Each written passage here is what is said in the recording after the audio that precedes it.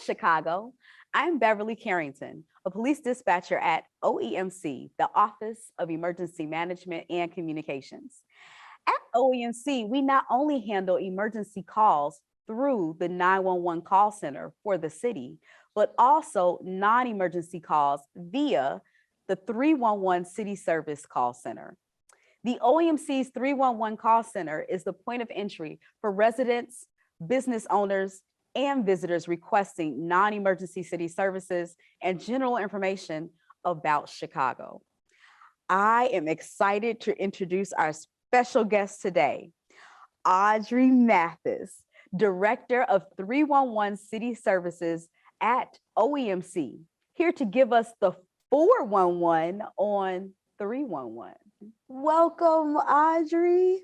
Can you tell us more about 311 and how it works?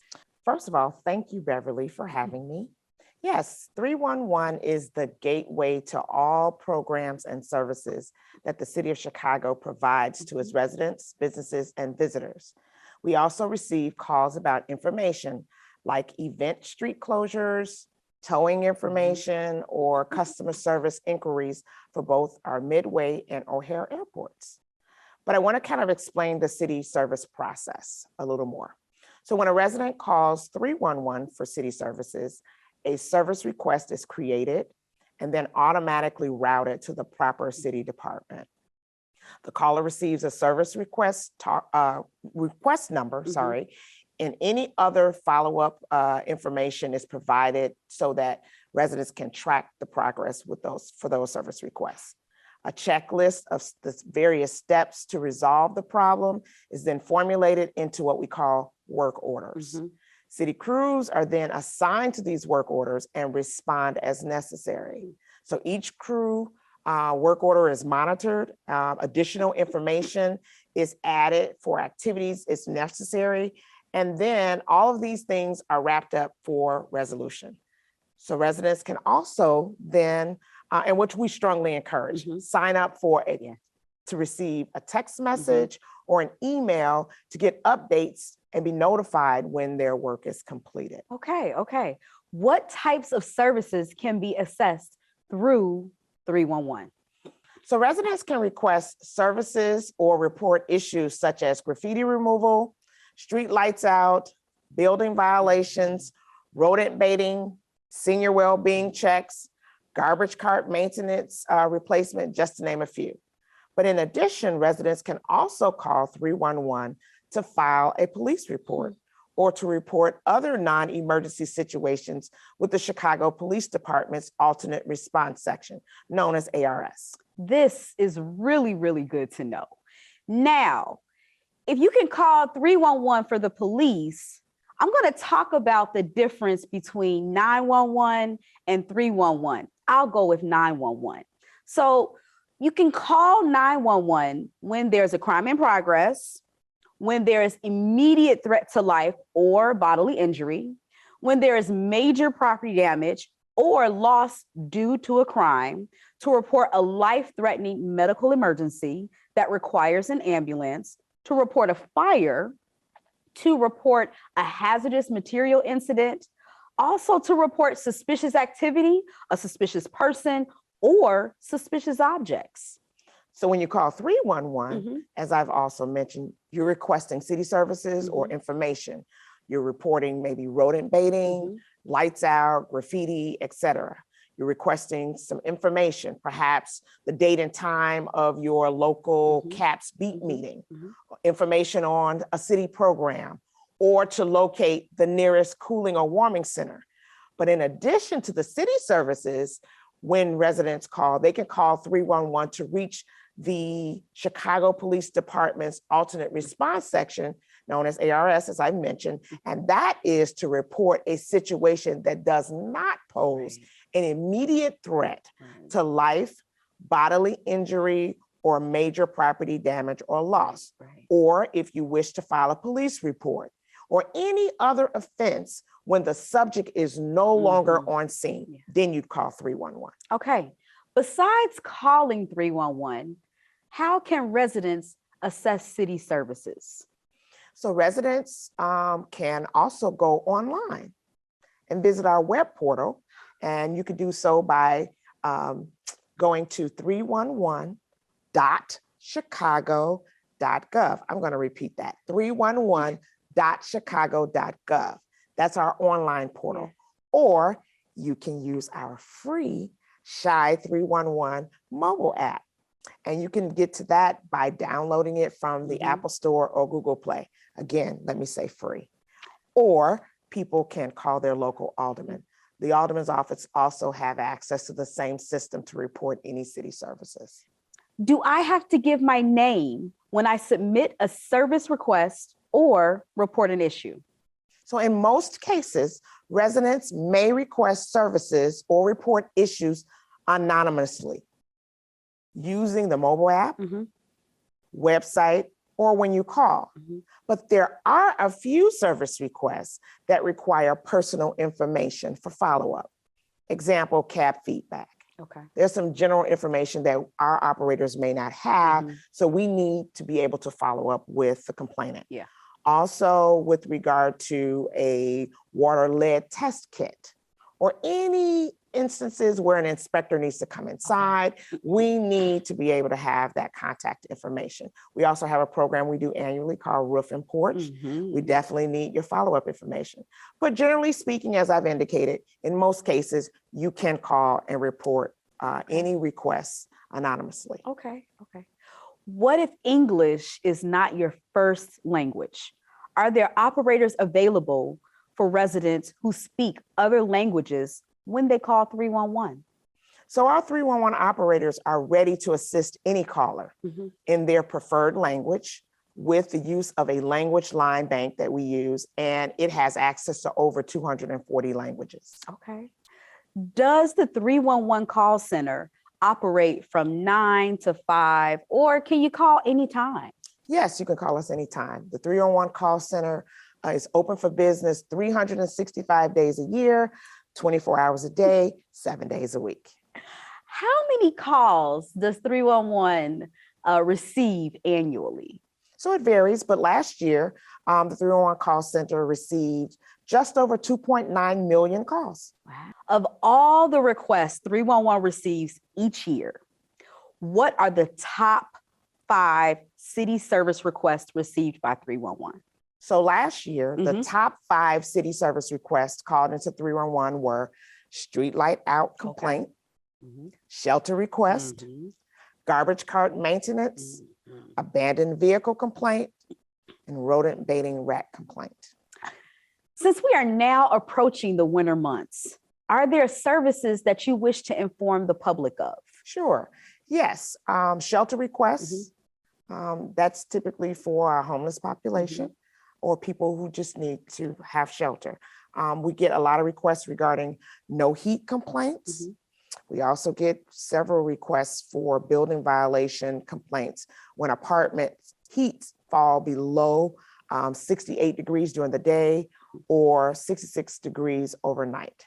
We also get several requests regarding the location of the nearest warming center.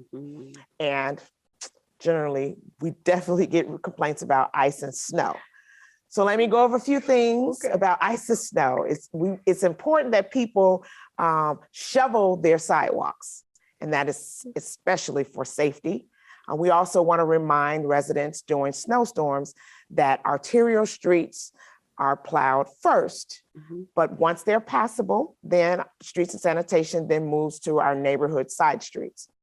Also, alleys are not plowed, they are only tracked. And this is to avoid blocking vehicles in the garages. So those are our winter codes. I just want to remind the public it is important, but we want you to know, we want you to stay safe this winter. Well, thank you, Audrey, for all of the information that you've given us today. I hope this information was helpful. And now we're going to have more information regarding a new program at the OEMC, Safe Chicago.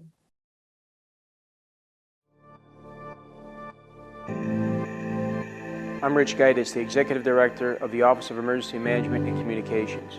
Our number one priority at OEMC is public safety and the welfare of Chicago's residents. This fall, OEMC is launching a new public safety program called Safe Chicago in partnership with with the Chicago Fire Department, Chicago Police Department, and Assets and Information Services. Safe Chicago will provide wall-mounted bleeding control kits at occupied city-owned or leased facilities to keep employees and the public safe in a medical emergency after calling 911. OEMC and AIS have already begun installing 426 kits in 269 City of Chicago buildings, which includes City Hall, Chicago Public Library locations, Chicago Cultural Center, DFSS Senior Centers, CDPH medical clinics, and other locations. Each wall-mounted bleeding control kit is designed to treat up to 8 victims before EMS arrives and can bridge the gap between the initial life-threatening injury and the arrival of first responders. Life-threatening bleeding emergencies can be the result of workplace accidents, penetrating injuries, active shooter, and other emergency situations requiring immediate medical attention. Our goal is to improve the safety of residents and city employees by making life-saving equipment readily available. Knowing how to control bleeding from a serious injury will keep you and those around you safe and can save lives. So the City of Chicago is completing this program to not only build a more resilient workforce and more resilient infrastructure, but also because we were awarded this grant at OEMC by the federal government under the Urban Area Security Initiative grant. So under this grant, we were able to supply all of our city buildings with wall-mounted bleeding control kits, as well as purchasing training materials so we can train our employees in how to use those kits. So initially, 426 wall kits will be installed by the end of September 2021. And then we have further grant dollars that we will be using to finish off the rest of any city buildings that weren't completed in the first round. For the training portion of the program, we're going to be looking to roll out to all city employees sometime this fall in 2021, where we'll be offering roving, constant classes each week for any city employee to sign up for, where they'll get the hands-on experience they need as a layperson to respond to an emergency in the office or at home in their private lives. And each city employee who attends the class will receive a bleeding control kit that they can keep at their desk at work, or they can keep in their car or at home if they were ever met with an emergency. In terms of kits availability in different city buildings, there is close to 500 City of Chicago buildings. We will actually be installing them at every city building with the exception of firehouses because they already have this equipment. And we're looking at the different hazards that are faced in each building to determine how many kits each building will get. So for example, City Hall will be receiving 28 bleeding control kits. There's about 2 to 3 on every floor. That way they have the capabilities on all sides of the building. Whereas if it's a smaller Chicago Public Library branch, they will receive at least 1 kit at their main entrance for use in an emergency.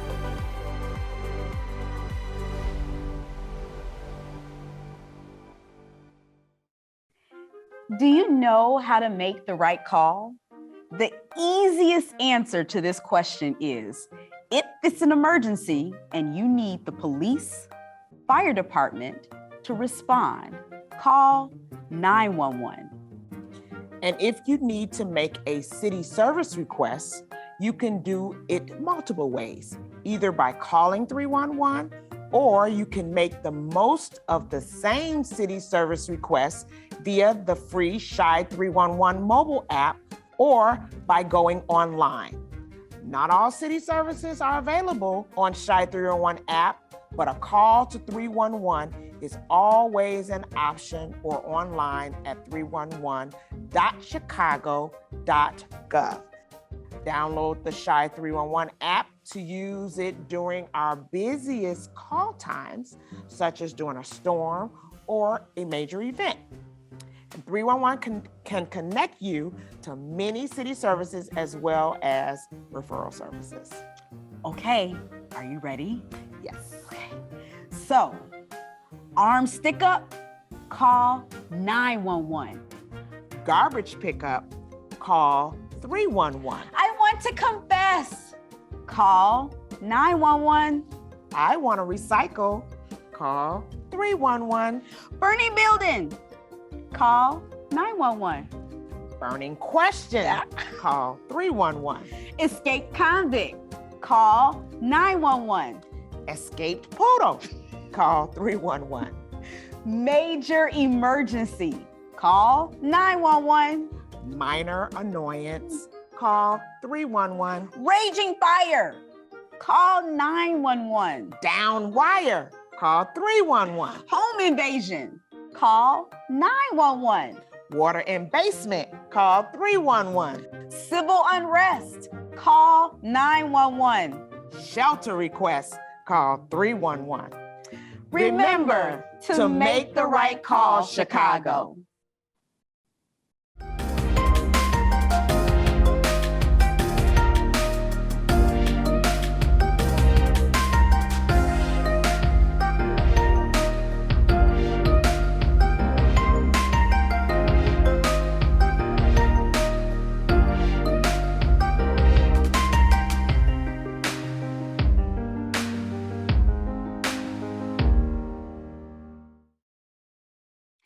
Thank you. Today has been so awesome. So much great information. Thank you for giving us this information. Sure. Thank you, Beverly, for inviting me. I just want our residents and everyone to know that at any time, please utilize 311 for any of your city service needs. And remember, 311 is a call center, and each department is responsible for fulfilling city service requests submitted. So, make the right call, Chicago. And stay safe and well.